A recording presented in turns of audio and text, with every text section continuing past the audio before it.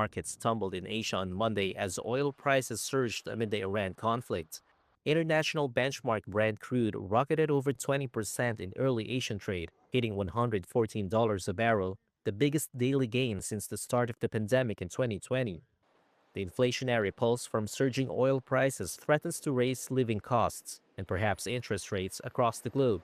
Japan's Nikkei fell over 7% in early trade, on top of a 5.5% drop last week. South Korea's Kospi index dropped around 8%, having already shed more than 10% last week. The selling lit set to roll on into U.S. trade too, with S&P and Nasdaq futures sharply down.